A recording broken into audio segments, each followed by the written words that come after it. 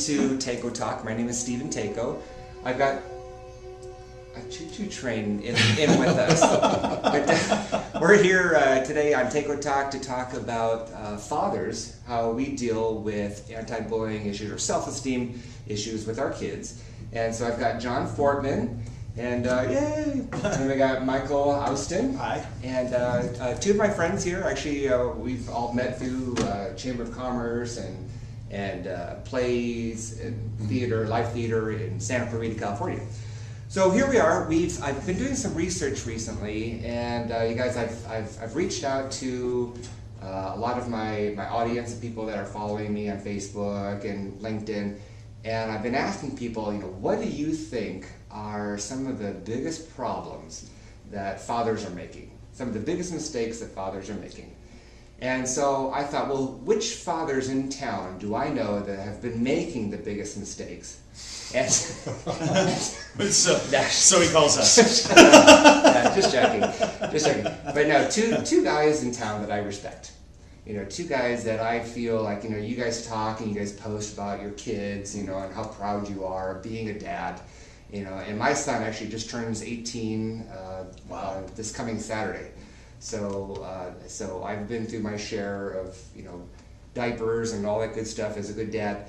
But so I wanted to reach out, and first of all, I just wanted to introduce you guys again. So go ahead and just let our viewers out there just know who you are, and just let us know what it is that you do for a living. I'm John Fortman. I'm a local insurance agent, and I am the dad of two wonderful girls. One going to college, one thinking about what she's doing after high school. And Cool, awesome. I'm Michael Owston. I'm with the Repertory East Playhouse, and I am the father or papa of one beautiful 7-year-old daughter. Awesome, awesome. So we're all parents, and so that makes us qualified to be experts in the issue. Absolutely. So here it goes. So from a dad's point of view, we want to see how you guys react to some of the problems that other dads are making, and again, focus on what dads can do to be a little bit more positive and do the right thing with their kids. So one of them is being overprotective. Kids learn from their own mistakes, and dads should be there for them if they can't handle it, but let them try.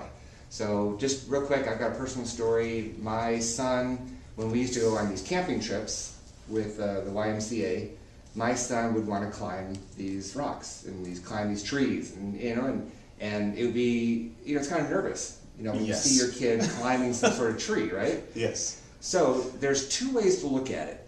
If you've got a kid that's climbing a tree, you could say, hey, don't do that. You're going to fall. You're going to fall. I'm telling you, you're going to fall. Okay. Have you ever heard somebody say that to a kid? All the time. So now what I did is I'm like, let's reverse this and let's have the kid focus on what it is that they want. Yeah. So I'd say, hey, Alex, make sure you hold on tight. Like, see that branch over there? So I'd be a little bit nervous, but I've got to let him find his own footage. Obviously if it's a somewhat, if it's a safe environment. But yes, there's danger involved as well. So anyway, so that's my little story of not being overprotective. You guys have anything to share? Yeah, I think back to the tree climbing thing. My daughter does the same thing, and instead of telling her she's to be careful, it's always be careful, always be careful. But I'm there to spot her in case she does fall, so the impact isn't as bad. And I tell her, put this foot here instead of there, right, to teach her how to climb the tree. And you can use that as a metaphor. And in any way in life is, you have to stand back and guide them. And, they're going to make mistakes, even if you do guide them. Right. And so... Because someday you're not going to be there. Someday we're not going to be there, yeah. And someday they're going to be climbing that tree, and then you're not there to catch them, or you're not there to guide them. Right. And all they remember is, fall, don't fall. Yeah. Or, if somebody else taught that to them. Sure, yeah. And you're teaching them the right way. Yeah, I want to teach, a lot of people sit there, they all teach success, which is an awesome thing to teach. But you also have to not only, I guess not teach failure, but understand to accept it. Because it's okay to fail, because that's how we build ourselves up to succeed. Yeah. And whether it's climbing a tree or math, You know, we all had to learn what 2 + 2 was ultimately before we started. 50,000 plus 75,000. And when it comes to bullying, I mean, if you teach your kid how to, make their own way in life, say this is the proper way of handling the situation. My dad taught me how to fight, right? Mm-hmm. I'm not a big fan of that, but it was in a situation where I had to defend myself. He wasn't going to be there to fight this bully for me.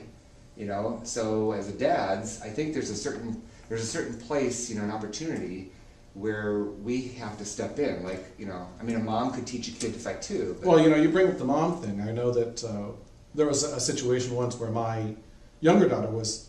We could watch her on the playground as we were walking home from school. We would walk her to school and we would walk back home, and we could see her on the playground, and there was a boy smacking her with his backpack. And my wife was understandably upset. Didn't bother me nearly as much.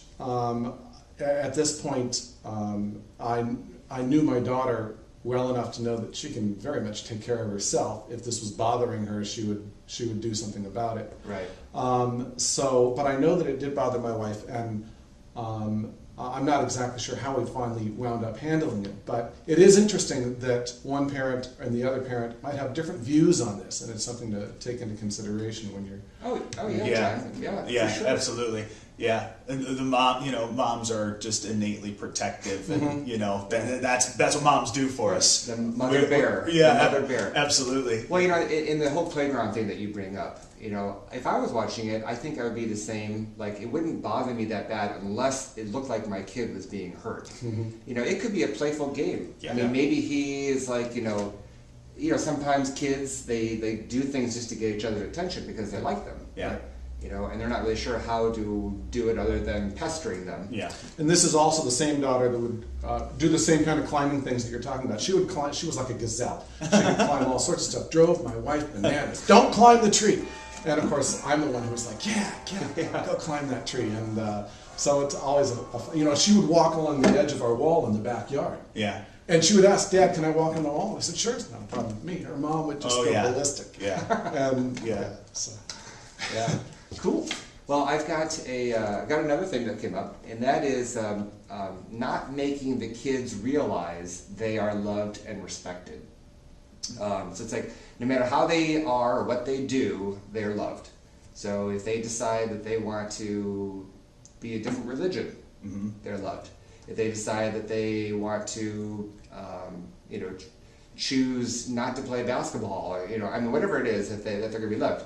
A good dad sits with and talks with them without fear.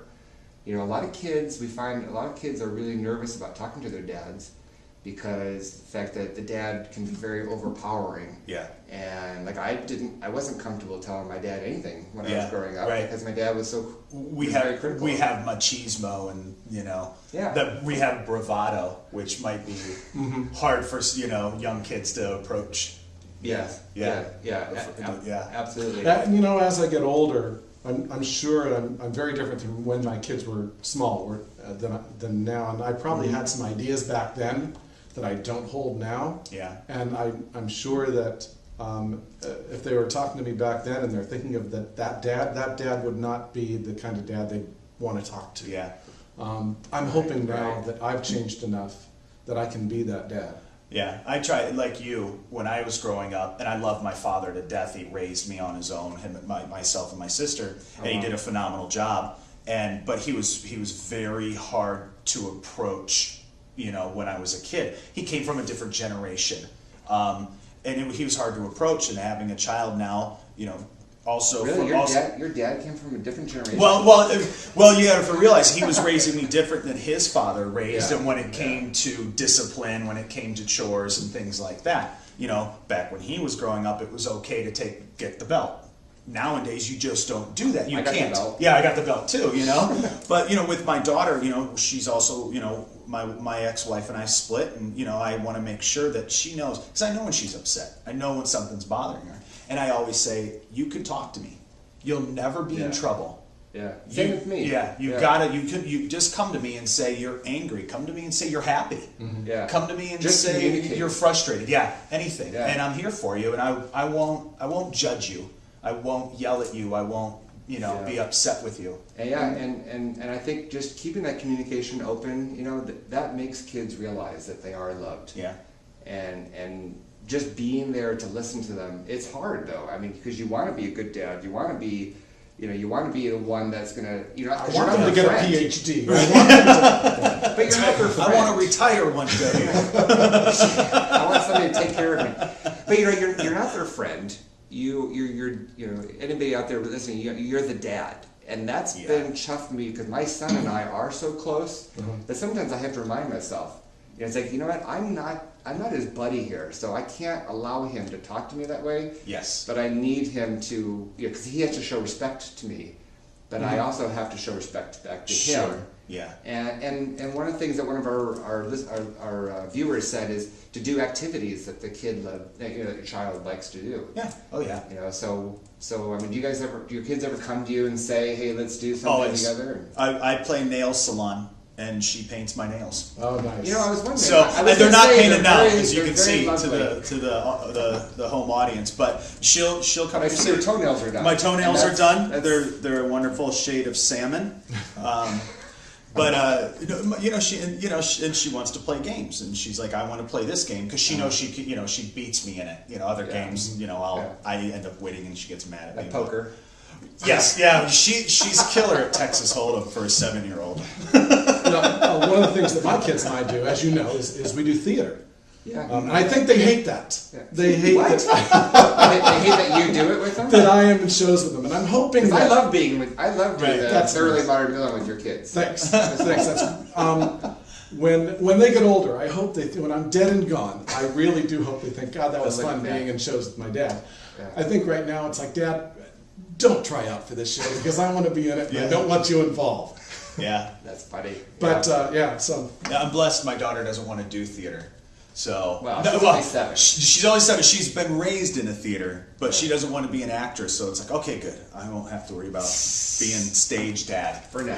For now, For now. when she goes to high school and does theater, then she'll, Well, one other thing I want That'd to be point out terrible. is that one of our listeners out there, she said that joking words can hurt kids, and when we're talking about self-esteem, people, at least kids look up to their dad as a symbol of strength. And if we're I tend to be too silly probably some of the time, and my ex-wife used to get on me for that, and for good reason, because I want to show that I'm a good male role model for my kid. Sure. And you can't just go through life being silly and happy and whatever all the time. Because there's a very serious part of life. Yeah. In order to get through things, you can't just laugh off whatever happens. But what this this listener was talking about is that her dad was too critical, saying things to her oh wow, like on her looks, on her.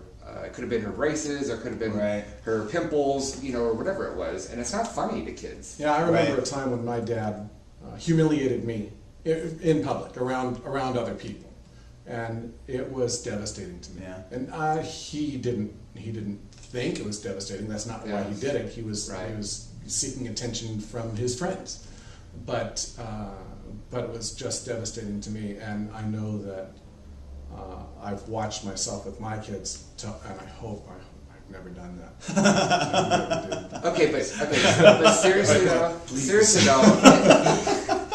isn't it fun? I mean, not picking on your kid, but isn't it fun to embarrass your kids though once in a while? Absolutely. No, it's not fun. Absolutely. No, absolutely not. No. I gotta share really quick. My son loves air hockey. Not air hockey. Airsoft. Right? My son loves airsoft. Yeah. So I take him to this place in airsoft, and I'm not participating. I'm just there and I'm reading or whatever. And one of these days I will participate with him. But there's this big glass window, and the parents or visitors can stay behind there, and then you see all these people out there, and they're shooting each other with the airsoft. Right? Right. So I've got this big window, and I'm kind of bored. So at one point, I decide that while I'm looking through the window, and when only Alex is looking in my direction, I'm pretending like I'm going downstairs, through the window, or I put my hand on the glass, you know, like I'm like trying to get through the room, you know, or I'm making all these silly gestures, and he's sitting in there, he's like, That's okay, that kind of embarrassing. yeah, yeah, like, no. Yeah. And then apparently a couple of his friends like were saying, you know, like I didn't notice, his friends were saying, you know, is that your dad?